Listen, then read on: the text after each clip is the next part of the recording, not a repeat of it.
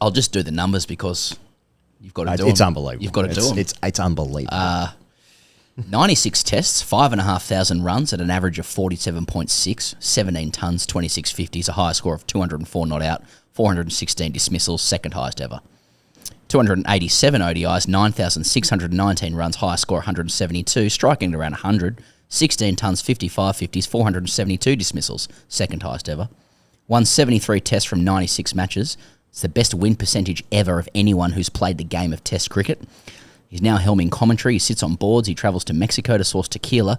All looking pretty good from where I'm sitting. We are among cricketing greatness here with Adam Gilchrist on the couch. Gilly, welcome to the Great Cricketer. Hey, lads, how are you? Hey, that's a new addition. Sorry for those that can't see that. You got the big time. The time, yeah. Timekeeper. Since I was last in here, I got to move my car in half an hour. So Thanks, South Melbourne. yeah. Hey, good to see us. yeah. Now, we're recording Tuesday, 72 hours before the first ball of the Ashes here in Australia. And you're coming in off the back of the Code Sports launch. Honestly, like, what is the corpies or event scene like, ahead of an Ashes? and like, what is the zeitgeist? Yeah. What are people asking you ahead of this Ashes? Like, what do people want to know about? What's the chat? The chat today was, the first question of me was I happy with the way I called the first ball 4 years ago when Mitchell Starc knocked over Rory Burns? Yeah. And the tone of the question was such that I felt that guy didn't think I should be happy with it. And I just sort of said, well, I must admit it surprised me a little bit. I probably wasn't expecting it. But the call wasn't overly brilliant, and then it melded into an argument with Warne whether it was swung or not. Half on your leg. I don't think that first ball was remembered for your call with respect. No, I think there's someone else in the there. first time anyone had mentioned it in 4 years. So now I'm shit nervous about Friday. But look, you know what? That I have not been doing any cashies or corporate gigs leading into it. There's a mountain of them. If I was a customs officer and I see Michael Vaughan leaving Australia mid-January, I'd be asking to look what's in that extra suitcase, because if it's not gold bullion, it's going to be cash, unmarked notes, because he's on a rampage. He's on the tear through Australia at the moment, just cashing in. But and why wouldn't you? Why wouldn't you? Gilly, your generation. First of all, thank you for what you did for the nation. Yeah. But also, thank you for your service. how many tours was it? Yeah. Proper tours. At the same of duty. yeah. At the same time, your generation is the reason why we are never happy. Probably the greatest Australian team ever, probably. So it feels like this team always has something to live up to, which is perfection, which is what your team was. So, is that part of it? Because I feel like the nation is buying into the hype that we're about to get beaten on home soil. There's a bit of unease around about the prospect, isn't there? I sense that a lot of people are starting to think, Jesus, could happen. Because this team's been shit. Like everyone says they're shit, but they do win a lot. But England is saying like how good they are. Do they win the right kind of way though? That's interesting. There's been some tough wins. Yeah. Which team's shit? Did you say? This one. This Australian team. Oh, right. Yeah, they haven't played a game I don't know yet, if you're talking about England or Australia. Have Have we had enough? I'm not sure yet if we've had enough of our era or the old boys, like, jabbing the current team yet. Well, you guys famously, you put the foot on the throat and you never let it off. Tugger's still going. Us questioning whether they're doing it the right way, and do you think True Blue will be back by the end of this series? Now we're talking. If Australia goes 2-0 down, I could see that as a campaign. Talk about the West Australian headlines. There we're talking there. That's a good call. True Blue's back. Can we find a way for it? No, they're well. It's hard to know what's going to happen because of all the injuries and everything that's going on. The revolving doors, so to speak, but they've achieved a lot though. This mob, Yeah, they're pretty good. yeah, they're pretty good. They're pretty good. But like, we're a nation of pragmatism. We like numbers on the board. We like evidence when it comes to cricket, and we distrust people who talk too much.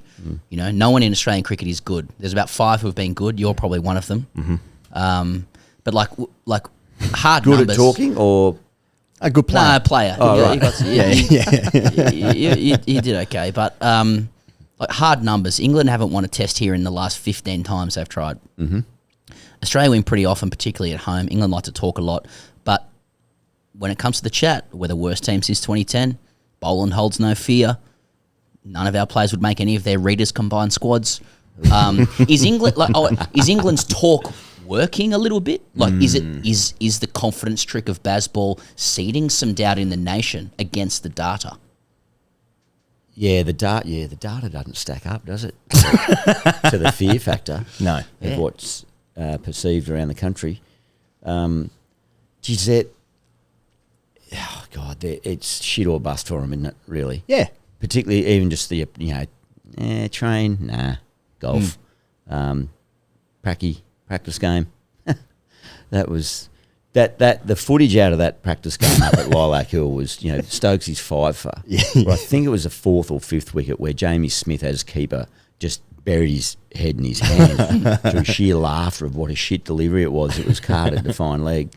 And even Stokesy was a bit embarrassed by it, I think. So, but can only trust what they're doing, that they know what to do.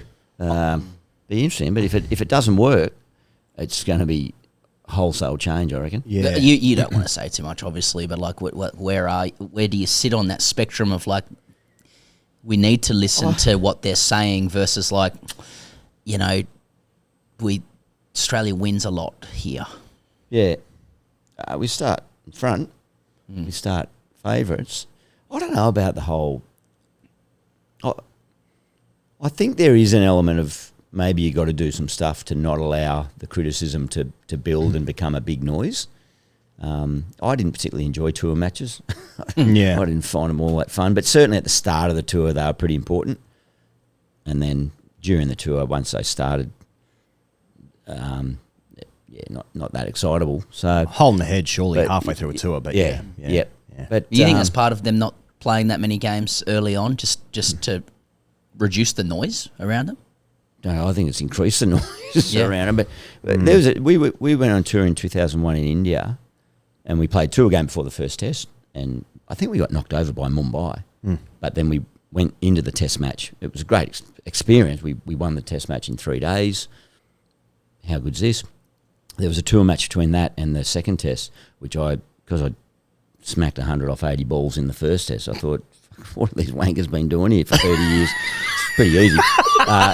Bark, I'll cool my jets for the tour match, thanks. I actually went into I did go into the nets and practice reverse sweeps and start to just try to grow my game a bit, because I felt 100 off 84 balls gave me a good chance to really expand. Okay, yeah. Capital. Became the first Australian to get a king pair in the next test. So I don't like to tempt fate. I was starting to get a bit too funky. I don't know. Yeah, look, they're entertaining to watch. I can't wait to see what happens. Yeah. I've got no idea what's going to happen. I reckon the wins in each test will be heavily one-sided because both teams know how to capitulate and, fall apart, but they also know how to get on a roll. So I reckon, Australia might win the first one in 4 days by an innings, and then they could lose the next one, like such as the nature of the teams and the way they play. I'm interested, Gilly, in your perspective on this, because quite a lot is made of England's experience playing here, right? Like they feel like they're playing against the country is the phrase we often get. We often hear. So maybe they don't get that anywhere else, because if they go to India or Pakistan, for instance, they seem to be like they're idolised. Really, they don't get the sort of vitriol in the streets. They've been talking here about. They get a sense that when they have to face the press when they first come off the plane, man on the street, the crowds, etc. Is that different to what Australia faces when you went over there? 2000. Well, I went on 3 or 2.5 Ashes tours. I got taken out by Ponting in '97, and at the halfway point. But arrival '97, I went there as the last pick. We needed reserve wiki, so I knew where I stood in proceeding. But 2001, not too bad. 2005 was rugged. Right, Like, okay. The crowd, because they sensed that they were in the game. Right. I think prematurely they thought they were going to try and challenge us in 06, 07, I reckon. But all of a sudden in 05, they're in the game. And the crowd, the momentum swell on and off the field. Right. Like everywhere you went publicly, absolutely pretty aggressive. Really? Pretty Yeah. aggressive. Yeah, okay. I remember in Manchester, I dropped Warne on, I reckon he might have been on 4 or 5. And then next ball, Dizzy bowled him off a no ball. And then he ended the day on about 170. I took a catch off. I reckon I got Warnie's 600th dismissal, where it was a sweep from Trescott that came around, hit me in the head, went down on the machine, came back up, hit me in the cap, and then I caught it. It was pretty elegant. And I got off the bus and walked around the corner to grab something to eat and got belted by pubs, people out in the street drinking, just creaming me, ripping into me a bit. Really? Yeah. And I remember that day thinking, Jesus, this is going next level here. Yeah. It was pretty hostile. Yeah. But not threatened physically, but just the whole verbals. That's my recollection of 05 being really intense. Really, I guess what they're sort of saying here, but Yeah. yeah. So as they get it every time they come out here, as opposed to that just being one experience was because one. they felt they were in it. Yeah, maybe it was that. Yeah, because the whole there's been some interesting back and forths, hasn't there, from ex-players like the old guard, Beefy, even Warne to an extent, questioning the prep. The prep, yeah. I love Tuffer's approach. Said we went there for like a month, played 4 different teams, 5, this, that, and that, and we won jack shit. So maybe there's method in what they're doing, but it'd be interesting to see whether those do it. I don't remember the 80s and 90s teams saying how intimidating it was out here, but maybe I just wasn't watching or listening. Yeah. It's funny how, like, history works and or how it's written by the winners or whatever, because, as mentioned earlier, like, no one's won a higher percentage of Test cricket than you. I'd venture the highest proportion of questions you answer about cricket pertain to a lost series. Yep. And like just looking at the 2 series that we because lost. Australia are the bad guys and the villains, which is like the highest achievement you can have in sport. But like when I look at like the 01 Ashes you just mentioned before, your 340 runs at 68. This is away from home. 140 at 68, 1 ton, 250, striking at 90. Mardo averaged 76, Junior 86. But all we see of that tour is like Tugger's ton on one leg and you guys wearing baggy greens at Wimbledon. What a trip. Where's the footage? Like, does that series exist, or is that part of our entitlement that like basically from 89 to 2001 we're just like it's all one thing. Australia just wins and don't worry about it. We often joke in India. I tell you what, back to that baggy green quick. My baggy green always fit a little bit tight, just a bit, just pressed in. And the hangover I had that day too, to couple with the cap on a big day for us. Yeah, love Tugger, but I should have read that better. I reckon I had a really shit pair of Oakley sunnies on too. That just did not pop out of the cap. But anyway, it was good. Is there a party who's like, well, any like 01 chat any day? Like that's the last Ashes we won away from home, but it just seems to be part of a tapestry Ashes. of winning. That's the last Ashes that we've won. Yep, like in England. In England, yeah. Is it? Yeah. Jesus, hadn't thought of it like that. Bullshit. There's a joke that in India on their 32 cricket channels, there's no archival footage of Australia winning a game of cricket. We're just getting pumped every time. That's right. I don't know. It was good. Actually, the only footage I've seen often is Headingley 4th Test, which we lost because Butcher had a day out. Yes. Oh, yeah. And I was captain. Yeah. Thanks. When did you think that the 05 Ashes was going to be close? Because I know, like, at the time back here, there was conversations in the media about, like, isn't it great Australia's been challenged? And I was like, fuck that. I understand this idea that we want a close game. Yeah. We're going to win forever. And then Australia won the first test. You guys won at Lords comfortably, right? Couple hundred runs. Couple of hundred runs. And it was like, oh, well, all good to go here. But like you were playing in the series, so you might have more knowledge of it than I, perhaps. Maybe. Yeah. Let's see.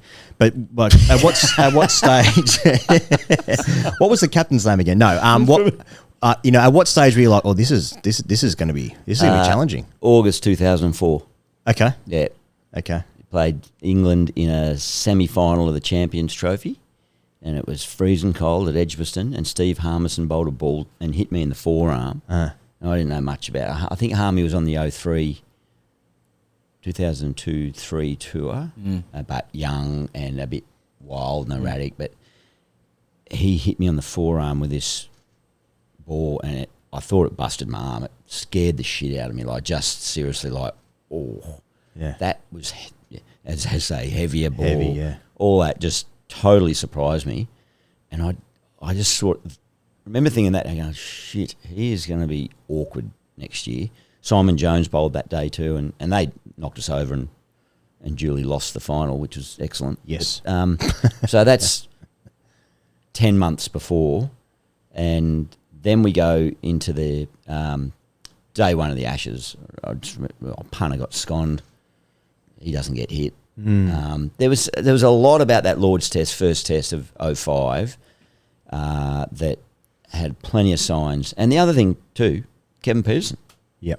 The injection of KP in there, like just standing behind the stumps to Warne, I think I, over the best part of 10 years, could sense when batters typically were frozen or cooked or just not going to get out of the web that he was sort of just quietly putting around him, and duly supported by Pigeon. But KP caught, I think I'm right in saying he got a pair of 50s in his test debut at Lords, and it just felt like, this guy can play. Yeah, he's got the real bravado to not give a shit about it being Warne.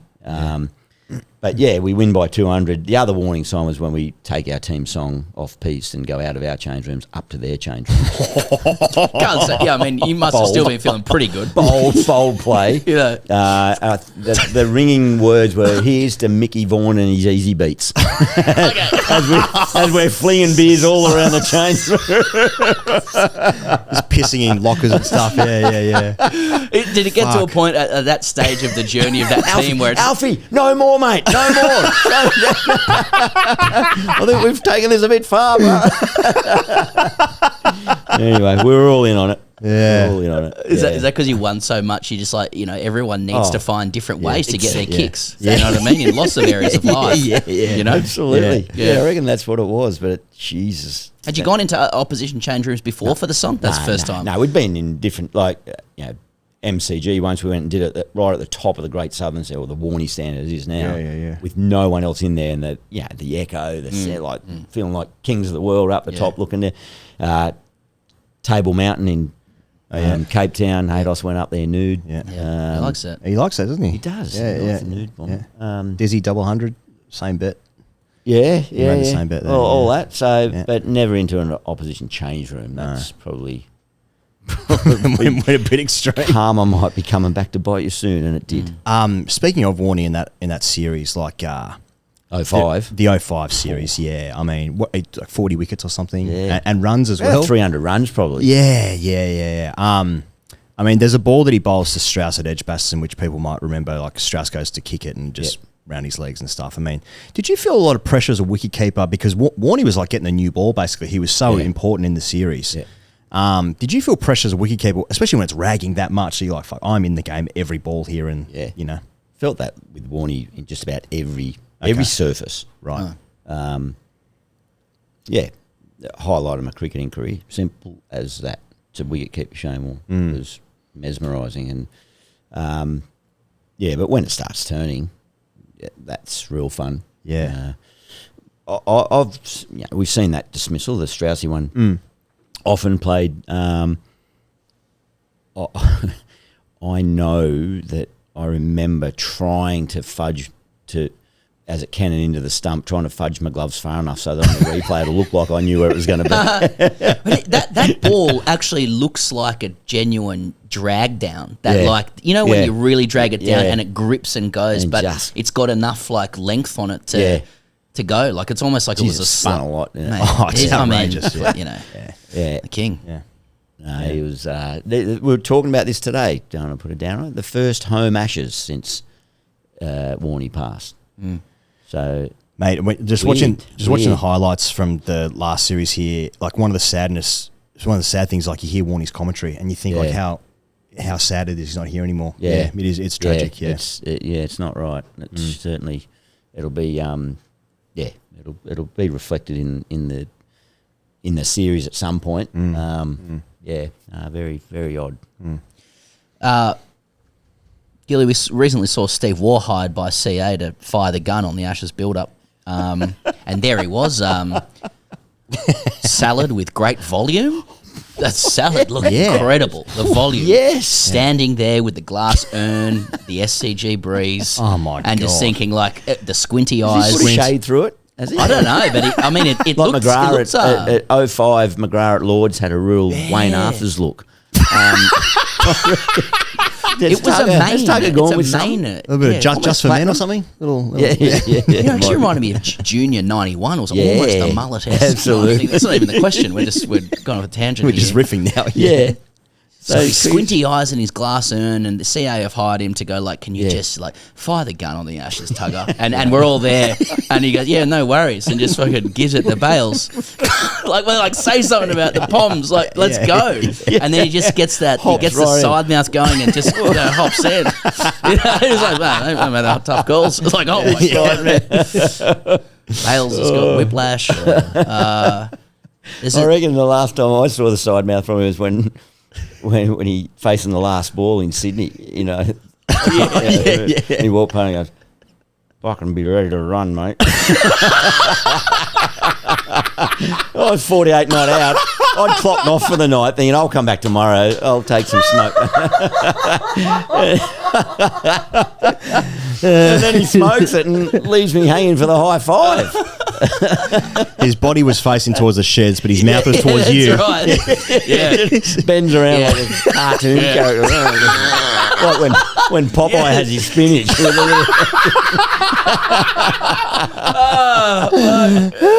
that a stroke?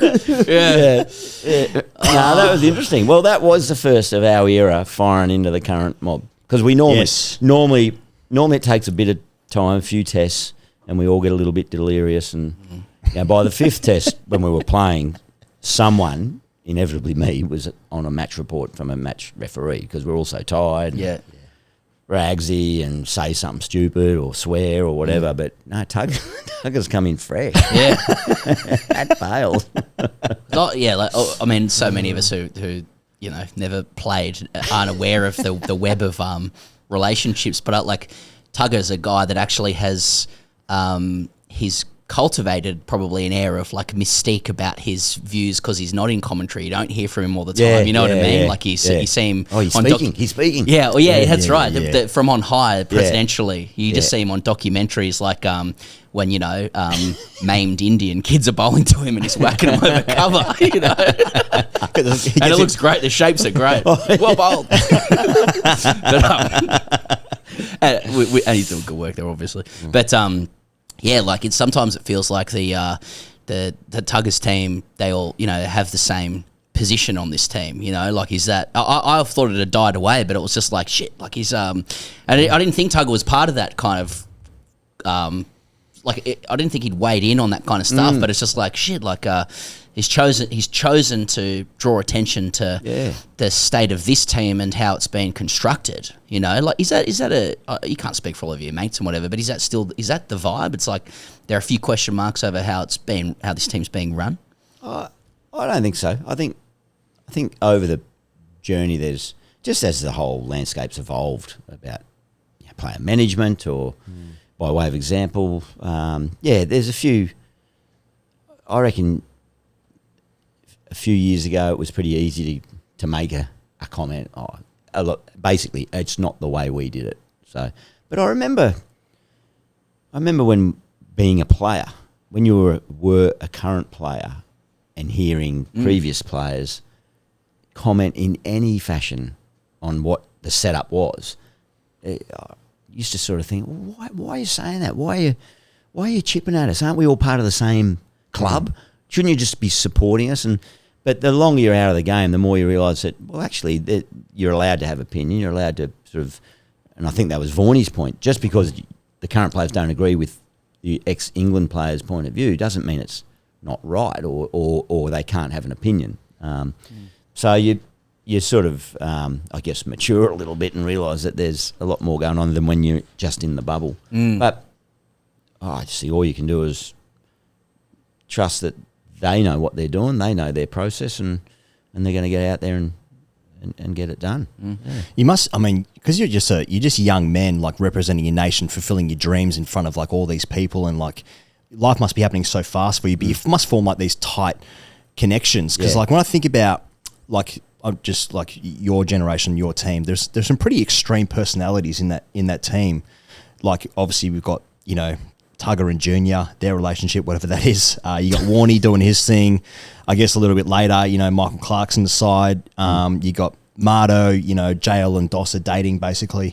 You know, in and out of that era, you got McGill, you got Slater. You know, there's a couple of like wild characters knocking about, and especially with England, for instance, which is not a sledge, just an observation. Like, it feels a little bit with them like there's an ethos, and if you don't fit into that environment, you're sort of on the outer a little bit. You know, I think their thing is maybe overblown, but it's about, you know, relaxation, playing golf. You know, it feels cliquey. It might not be, just observation from the outside, but you know, with your team, there are all these wild characters and stuff, but winning together on the road must like paper over every crack that might have existed, because it's like, I fucking love Damien Martin and his views on crypto or whatever. Well, who cares about it?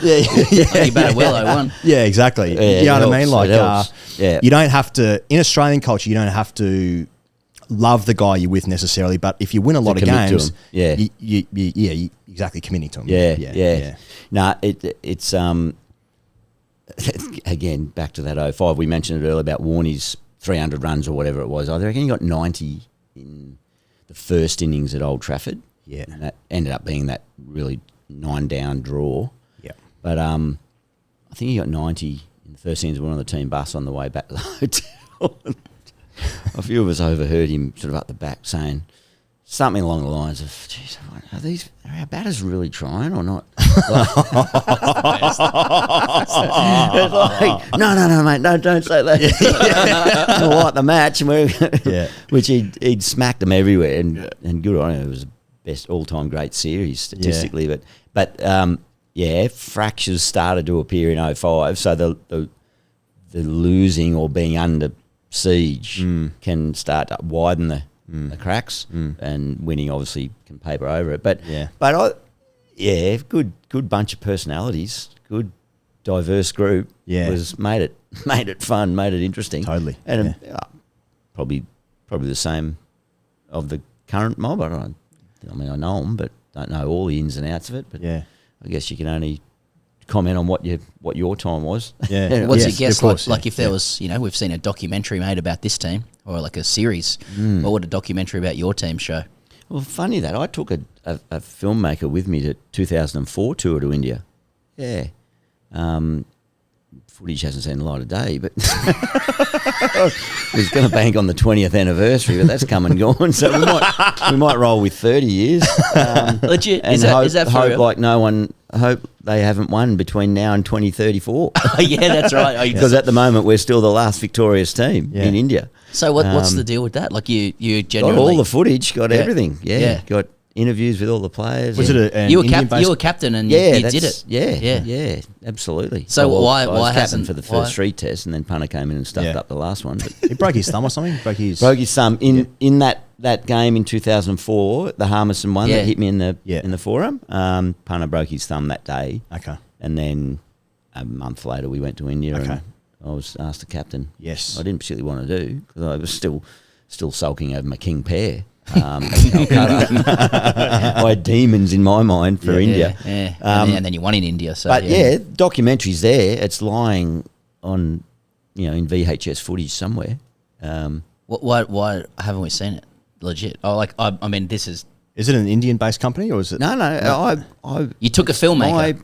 It's my content. Yeah. This is.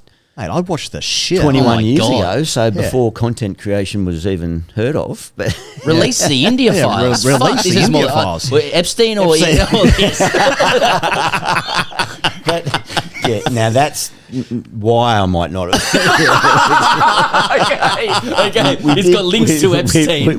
Well. Okay. So was in between tests 2 and 3, we're allowed to go away for a week. Most of us went to the Maldives. And Bill Clinton was on that flight. Prince Andrew maybe, but I don't know. But, That's amazing. We'll get there eventually, maybe. Yeah. One day. Please. Gilly, I loved it when we used to target the captain. We used to go into a series and say, we're going to target the captain. Everyone's nice now because of the IPL and the franchise circuit, generally speaking. Everyone's mates. Everyone knows someone from a team. He's actually a good bloke, that kind of stuff. Now, once you get to know him. Once you get to know him kind of guy, I remember we're doing a lot of Warne stuff, but I mean, he's just such a, great character. But like, I remember Warne talking about, he must have been paired with or teamed with Graham Smith for Rajasthan when the IPL first started. Now, I don't know how hard you guys went at Graham Smith, but like they had to have a conversation beforehand. Warne said like to Biff, like, are we good? And Biff goes, yeah, we're good. And that was just blokes just sorting it out in 2008 or whatever. So, I mean, how hard did you target the captain? The conversations had to be had. I think that stemmed from that one with Smithy and Warne was from his debut. Smithy's debut was, if my memory serves me correctly, Cape Town, Warnie's 100th test. Okay. Warne bowled, I reckon, 71 overs in the second innings. I think I remember that. We won, but it was absolute, maybe we made him follow on, I don't know. But anyway, but that was Smithy's debut, and Warne and Haydos absolutely crucified him. It was... I think, was it that tour? It might have been 2002. When did Graham Smith start? Maybe it was a previous tour. But anyway, that was pretty rugged stuff. Yeah. And they just targeted a young player in that instance. But the captain... well, Graham Smith was captain at like 22. Wasn't he only played a couple of games. Not that long after starting. Who else? What other captain? What about Warne? Did we target Warne in 05? Is that where we went wrong? Warne, no, I don't remember much to talk about. Sachin, do you ever target Sachin? Saurav Ganguly, maybe? Saurav, there was, I reckon 2003-04 in Australia. But he got 100 at the Gabba in what was a washed out dead game, but he scored a bloody good 100 actually. We tried to target Brian Lara when he was captain. That would have gone pretty well. That was when don't talk to him, don't sledge him, whatever you do. And as soon as he walked on the field, Tugger went straight in. Great. What does Tugger say? Like, is there honour among thieves? And you can't say like, I want. What does Tugger when Tugger goes at you? Like he goes at BC Lara. Like what's he say? What does he say? It can't be too many words, presumably, and it would be at the side of the mouth.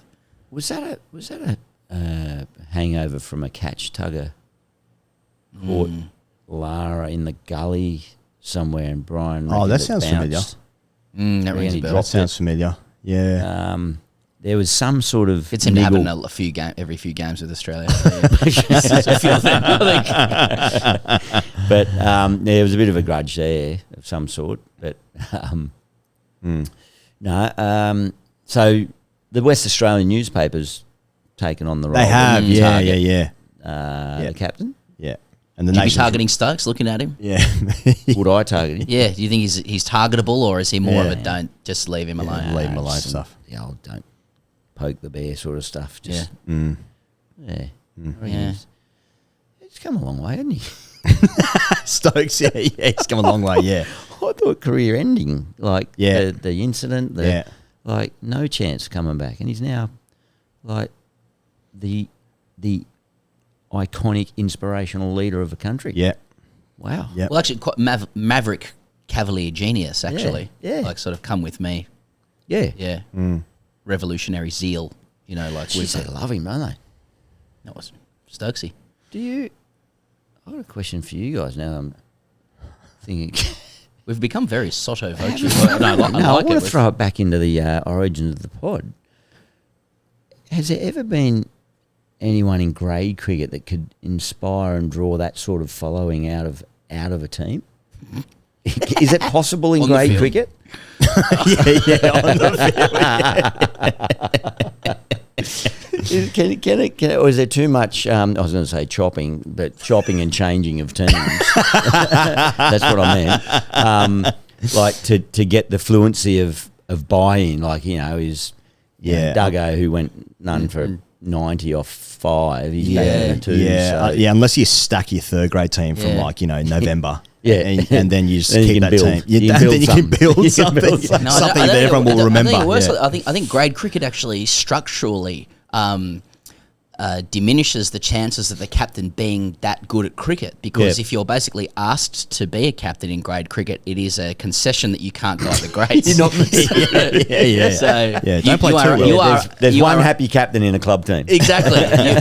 you lack the ability to be considered for a higher grade. So you're asked to look after a team, which is a euphemism for babysitting. Yeah. Right. Yeah. So all that captain wants is like they want to gain their enjoyment through like living vicariously through younger players who do things that they believe they used to do. Yeah. So it's not, you can't really like lead by example. And if with that the way you play, but if that young player then gets elevated, Yes. because of it's because of the way that and you if stewarded happens them to go through. on Yeah. and Exactly. play the big time, Yeah. just hope that you get mentioned in the acknowledgement. Yeah. As I understand it, you had a game with the boys when you were playing for combined high schools, where you would take turns closing your eyes in the slips when the ball was bowled. What? What do you mean the boys? The Just the teammates. his teammates, yeah. Yeah. You play like CHS. Told you this. I have my sources. Is that true? Yeah. So let's just close our eyes and see what happens. Mate, do you know how scary Kids in the that country would be? get bored. That is Russian roulette. That is so scary. Were you keeping? You didn't want to hear catch it. Oh, fuck. Yeah. They were sort of pretty dull old affairs sometimes. Yeah. But were you keeping? Yep. So you would take turns like closing your eyes when the ball was bowled as the keeper. Confidence There's in the stories bowler. you hear of obviously. kids in the country who don't have like video games and stuff like that. Just close your eyes and walk in front of a car. See what happens.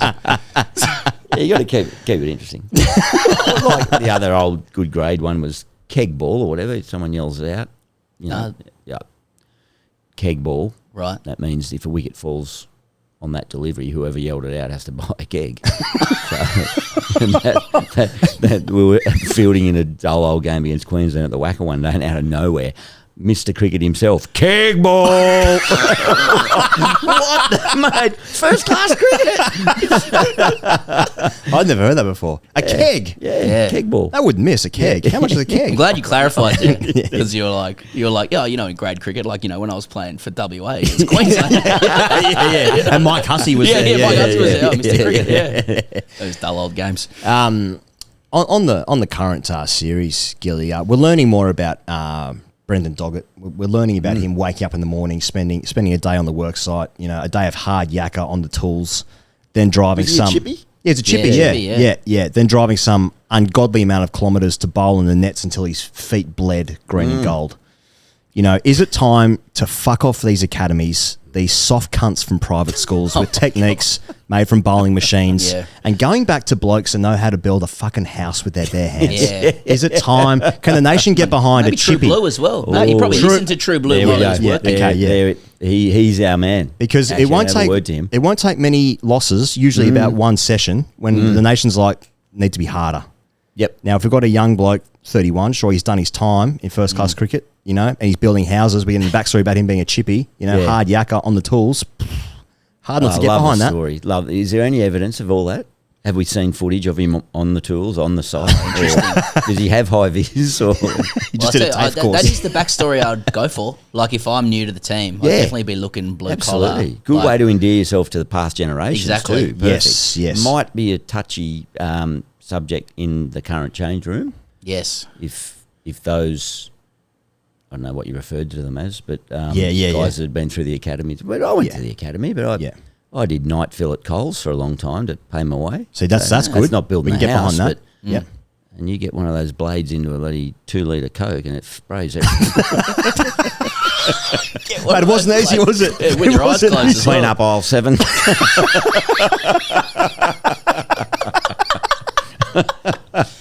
I worked hard to get there, but I went to the academies. Yeah. But, That's good. yeah, Well, no, it's a good story though. It's good. I like it. Look at you now, though, Gilly. I mean, you're a tequila baron. I mean, we're sitting here, both of us, sampling El Acuero. I mean, just to kick off this conversation about your tequila enterprise, I want to ask, what's harder, Test cricket or the alcohol industry? Well, I was saying to you before we hit record, I feel like I'm at the start of my Test career again. Yeah. So I've had an idea, a goal, an aspiration, worked pretty hard to lay a foundation to get to the level that I wanted to get to. And that's, from a beverage point of view, be on shelf in the retail outlets, in on-premise bars and restaurants. God knows where it goes from here. Who knows? But shit is exciting. And like you see ex-players put their faces on things or their names on like on stuff. Yep. 6 points pale, for example. Ex-grade players. I wouldn't say it was a labour of love, but It's not in Dan Murphy's. it's not in. Yeah, that's right. That's right. But you've spoken about tequila for quite a while. You actually you appear to have a kind of a spiritual belief in tequila that's deeper than someone who shots it at 3 a.m. Like, is that right? I love it. I've loved it for a long time. Had the bad experience like most of us did when we were far too young. Yeah. In the lounge room of my best mate at school, who happens to be a co-founder, investor with me in this project. So Who would have thought? we've come a long way. But yeah, I really, really genuinely love it. I find it interesting. We went to Mexico to find a distilling partner. We went and met with 8 distillers, 4 up in the highlands of Jalisco, 4 down in the Tequila Valley, without boring you with too fine a detail, but learn their story, learn a bit about their history and heritage. That's all I wanted to do, was an authentically, traditionally produced tequila, additive free, so it's clean, it's pure, but we're Aussie owned. So we went there and met with a whole bunch of them, and then sort of whittled it down and partnered with one to create our own style, build a brand where Mexico and Australia overlap, and that's around the sun, we reckon, outdoor lifestyles, our love of the sun, beaches, fiestas, Yes. barbecues, all that stuff. So, it's all about, at the end of the day, I reckon we might have we done a prairie fire on the pod with you guys last? When Yeah, I've done a we couple. had Yeah. Club Prairie Fire going? Yeah. The prairie fire, a little shot of tequila with 3 drops of Tabasco, and a preamble all about, sharing a moment and what's the likelihood of, like, if we had a drink right now, which what's the chances of us, say us 3 ever just being here in this environment doing it ever again? Getting really deep here, aren't I? Probably unlikely. So enjoy it now. That's my preamble. It's all a bit of huff and bluff and bullshit, but it's good to see the way people react to that and that sense of connection, and doesn't matter what you're drinking or eating, but it's who you're doing it with. So I've loved it. I reckon I've been carrying on about tequila for a long while, and then Mel said, righto, my wife said, let's have a crack at this. So got a team of 5 and off we chuffed over to the highlands of Jalisco. Oh, sounds terrible. Outstanding venue. You must have quite a refined palate for tequila, because I mean, there's like everyone knows there's the cheap tequila, and then there's this stuff. Like, I mean, there is quite a difference between low end and high end, good right? and bad. Yeah, no, definitely. And we're premium. We're where, as I say, pure, clean, additive free. That's the main thing. There's a lot that tip a few additives in, colourings, flavourings, preservatives, sugars to sweeten it up. But we're none of that. But I tell you what was really refreshing, and this is going to sound very alpha and very, very self-indulgent. You mentioned, like, as you mentioned about ex-cricketers putting their brand or face to a brand, and that's very nice. I'm major shareholder and founder, so I'm not paid to come in and promote it. So this is my you're baby. in This is our inside fifth child, the tent, and it's our favourite child, undeniably at the moment. But so everyone goes, oh well, even still, you get a leg up because of your profile and all that. Generally, everywhere around the world, there is either an expat Aussie, an Indian who loves cricket, or something similar who will come up and say g'day, stroke the ego a bit. Oh, cool, New York, g'day, mate. Landed in Mexico. Sidemouth there, actually. From when I landed in Mexico to the moment I flew out, not one acknowledgement. Like, no one gave a shit about me or cricket over there or Gilly or anything like that. And that made it so refreshing. Going into distilleries, talking to distillers, third generation agave farmers, it was magic. It was bloody heaven for me. So to have a product now, as you say, in Dan Murphy's or a whole lot of independent bottle stores, it's pretty weird. I mean, to sit here now, it's sitting next to 6 Points, which has been, stood the test of time longer than El Acuero has, but I think it's pretty fascinating for it. It stood the test of time. That's true. And is it, am I right to say that, like, part of it is to learn to drink tequila differently than how we might conceive of it? Like, we're sitting here with, like, I mean, I was laughed at, but I said to you before we went on air, I was like, what do I do? Like, what? I know what to do with a shot glass. You know what I mean? Is it lemon in the eye first? But like that's part of it, right? Like, tequila is something that can it's be more savored. versatile than what it's a two. It gets a dud rap that it's a two-trick pony. It's either a margarita only or a late night shot that you blame your hangover on. So my philosophy is, don't make tequila the last shot of the night that you can't remember. Make it the first drink of the night you'll never forget. But do it with a premium tequila. Do it with something that's good.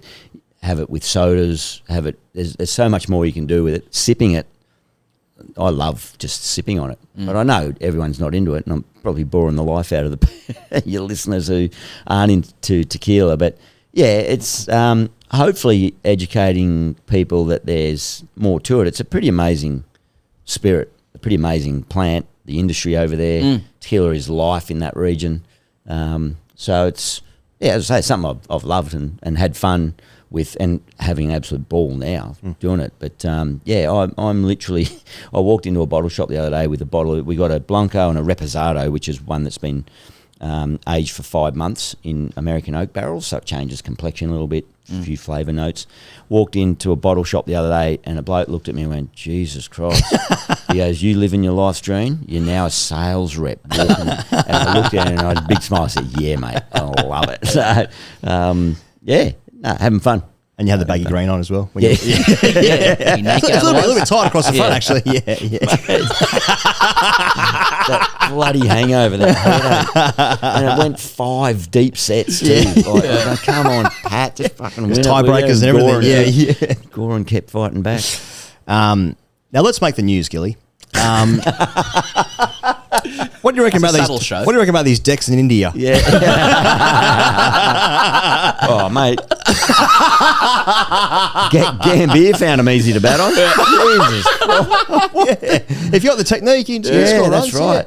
Yep. So, that was it 2001 when you first went there and Harbhajan took the hat trick and he took 30 wicket. That was 2001, and you were plum, by the way, for that LBW for the hat trick. Let's be clear about that. And Warne was out as well. Anyway, so in that series, like another great series, but it felt like maybe India had found a way like to defeat like a great Australian side. It's like we've got this amazing spinner. Let's create decks to make his skill sets even greater than what they might otherwise be. And then they had like a decade or more of Ashwin and Jadeja, who not only just unbelievably skilled bowlers, but just turns out they can churn out some hundreds batting at 7 and 8. It's like, fucking hell. And now, like, they're going through their own transition that Australia might be in a couple of months' time, I suppose, where, you know, they've lost some huge personalities in the side with Rohit and Virat. So, like, maybe they're going through a little bit of pain. Short term, I'm sure they figure it out. But, like, it's funny because you don't often see a lot of like past players or commentary in India saying like they need to sort out these decks because like you know we've been saying we being white guys saying like these decks are shit, and it's like, well, how come you know you guys can create your decks but we can't? We're you not know, allowed to do it. Yeah, but they're now like, well, we should just play in good wickets because we've got a really good team. So it's been a while. I've never seen that before. So how do you see that they might go with the decks moving forward? Well, they've got pretty strong quick bowling contingent, haven't they? Yeah. Like, obviously, fitness, staying true, but I reckon their decks are like this for those that are like. Here comes Teddy. This is the beauty of this. You okay, buddy? All right, Teddy. Yeah, you can go. All right, yeah. There's no Prime Minister in there, is there? I thought he was going in the can again. I love that he's rocking out on Boxing Day too. How good's that? Oh, yeah. Lucky boy. But what jumped out at me about that scorecard it was the Indian list. Like, to your point, he goes about no Virat. Like there was a lot of names that you didn't just go, whoa, that's India. Yeah. That's India. Like at home. Yeah. Washington Sundar batting 3. Yeah. It's like who's a really good cricketer, isn't he? Of course he is, yeah. That's they've had big names move on. So it'll be interesting to see where's the next test? I haven't looked. Guwahati. Oh, God. Right, yeah, I've played there. Yeah, Jesus. Yeah. Flatty, it sounds like. I got to run out with face and a cod. Your mouth did not move. Yeah, that's right. The ventriloquism is just off the charts. Just doing my tugger. Spinach time.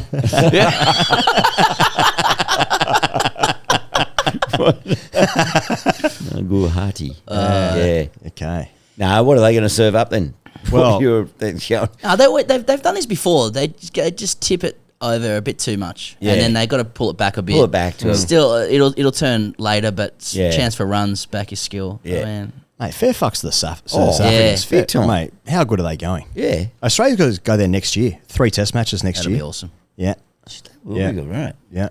It'll be the first time since, test matches. I don't remember us last time we were not there. Played test cricket there since then? We were meant to go last time. Since Faf was in a towel. Oh, that's right. Yeah. Faf in a towel. When you finished Since up... what? Since Faf was in a towel. Yeah. That's how I remember that series. Yeah. At the end of your career, Gilly, by the end, when was that? 2007, 8?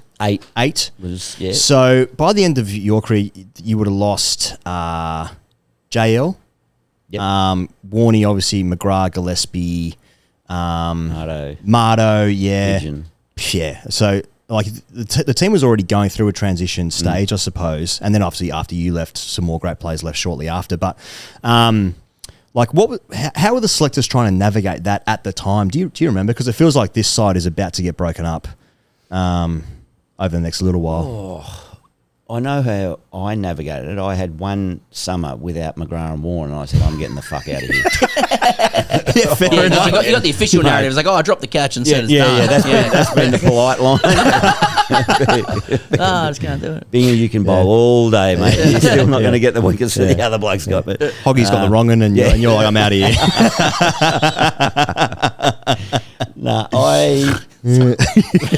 Hoggy with drive-by on Hoggy. sorry. Yeah. Poor old George. As soon as I think of Hoggy and Test cricket, I think he was talking up. We're in Trinidad, and he was talking up. He was going to get Brian Lara out, and talking up. And anyway, he absolutely bowled this flipper to Lara and nailed it. It was perfection. He had a good flipper, Hoggy, and drilled him Like, it was absolutely stone dead and got given not out. And it basically killed him. That was the day Hoggy's life ended. Oh, like, it would. It ripped his heart out. Like, he was in tears. Like, Yeah. he could not, and I felt so sad for him. Yeah. Because he'd been talking about it and delivered, and just the umpire didn't play ball. But so how did they navigate that? I don't remember any discussion around it Okay. at the time. Yeah. It was still a good team when you finished up. Yeah, Haydos was still going. Haydos played for another year after me. Punter played 2 or 3 years after too, didn't he? Probably a bit long, I think he has self-confessed. Yes, yeah. Trying to be the transition, be the conduit from one group to the next. Why is that? Were there other influences in the side? Or?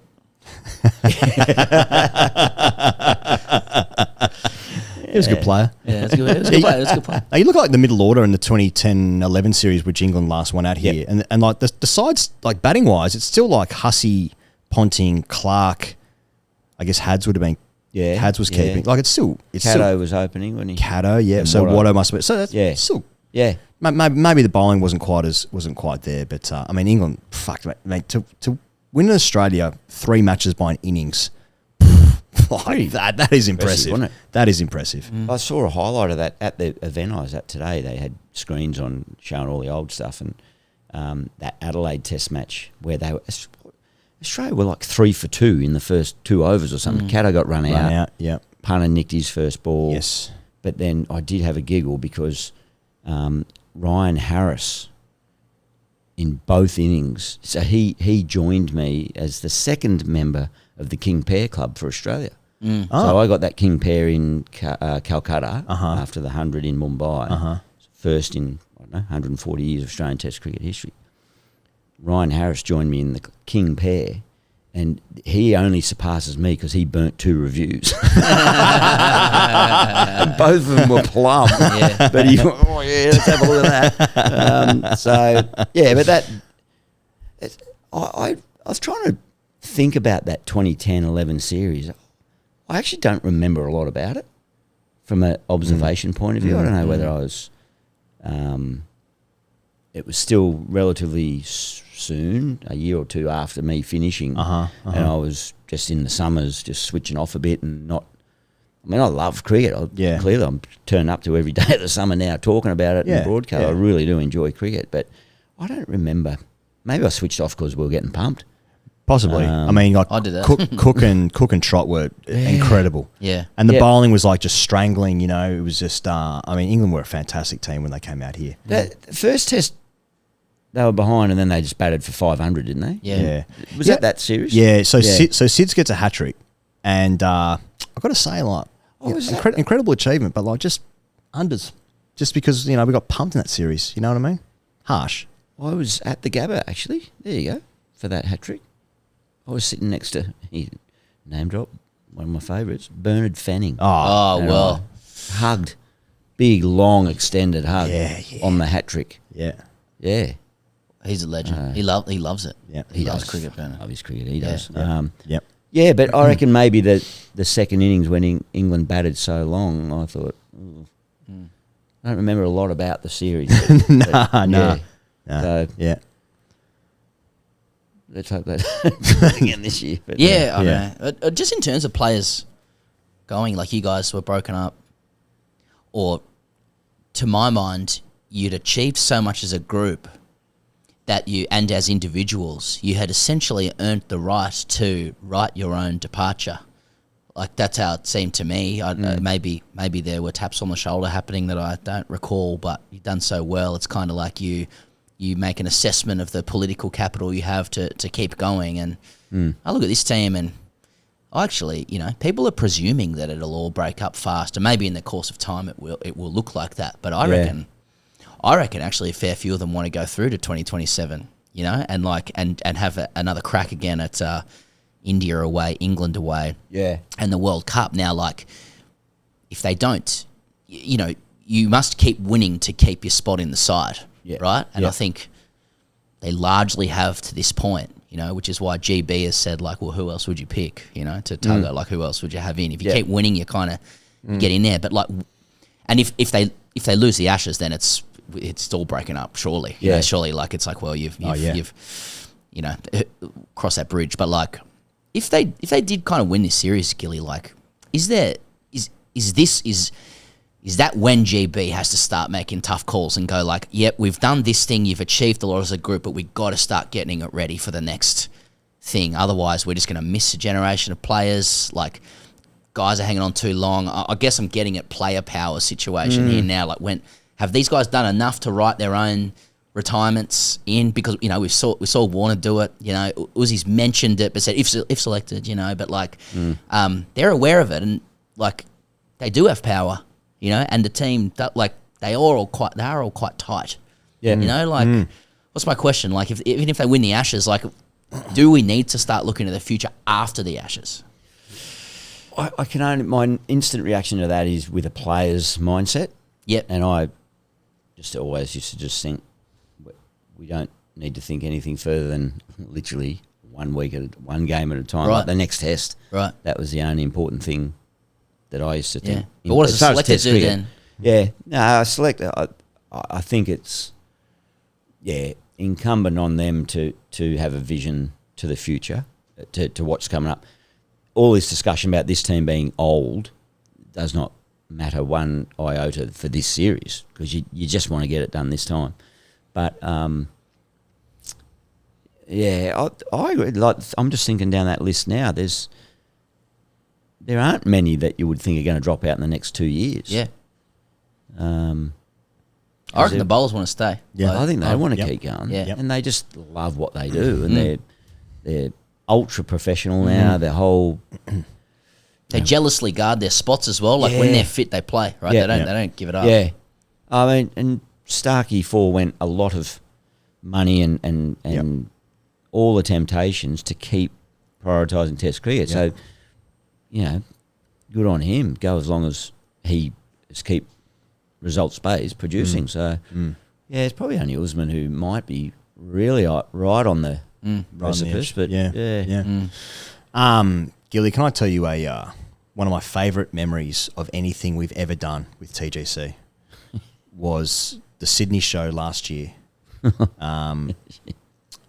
I thought Ricky Ponting was just tremendous as a guest. And that's all I really remember. He bought his A game, didn't he? No. Well, he did when you came on stage as a surprise guest, because he thought, well, okay, this is my show and the big dog's in town. Fuck's Gilchrist. The old thoroughbred starts sniffing. There's a couple of them in town. I was like, okay, we'll bring them. Got backstage early too, didn't I? Oh, good luck up there, mate. And then went and positioned myself side of stage. Yeah, that's right. No, I'll watch from here. Yeah. If I pick up anything, I'll let you know. No, that was, Enmore Theatre. Good fun, wasn't it? Incredible, like the roar and the ovation, because people didn't know that you were going to come on stage as a surprise guest. I think people know this time that you're the guest. We have marketed it as such. Given it a nudge. Yeah, we have given it a nudge. And so, that's right. And Tugger's a surprise guest. Yeah. It's a joke. That will be a surprise, mate, State Theatre this time. I got to say, first of all, I can't believe that Pez and I are about to perform there, but mate, it's going to be electric. So thank you for signing up for it. I guess we'll see if you turn up on the night. Things could easily change. But I don't really have a question. I'm just saying that I'm so excited for it. So thank you for doing it. Pleasure to be asked. Yeah, pleasure to be asked. Like a bit like the book, which that's your third book, is it? Yes. Yep. Yes. To have my little witty quote on the front, which I actually sent 4 paragraphs to you, and that's what I got. Yeah, we asked them to shrink it a bit as well. Just like so the name's a bit big.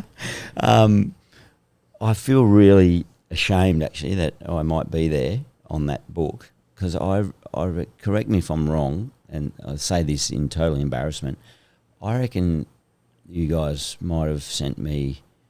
Asked me to write a foreword to your first book way back. Like 2015, the very first one. one. When you guys were just starting to crank up. Okay. And come to the live show if you want the X's and O's on that, but it was in having reviewed the transcript. I said no thanks. There are no tickets available. I sold out. No, it wasn't. No, worse than that. You offered. Genuinely, Did you wrote, really? I'll write the forward. We didn't ask. Oh, Yeah. you fucking cunt. And then, and then it was just like any danger. I think I took some counsel from a good mate of mine that knows his cricket. Right, played at Gordon, played at NDs Gilchrist. when I went to NDs, Okay. and now lives in Perth. So Okay. he's fucking stalking me actually. And I showed him, and I was keen to do it, and he read it and he went, oh, mate, I'm not sure it's like your style. Like you got to be careful with this. To take the piss a bit, and you don't want to be too, brandish. I don't know. So I said no. Fair enough. No, fair enough. He did say no. It was just what the Or did I current just players go, do. did I just go silent? Yeah. Leave you with the thought bubble on the text. Nah. Just leave it. He's there. replying. He's replying. It's a long message. Coming in. It's been 10 years. Yeah, that's right. We keep looking at it. Like, come on, Bloody see what this spell message check. is. Anyway, You've been one of the most pleasure to supportive be on the people. book, and can't wait for January. Yes. It'll be good fun. Yes. Well, Gilly, you've been one of the most supportive people of TGC. So grateful for your time as well. Catch you through the summer and at the State Theatre as well. Cheers. Can't wait. Cheers, lads.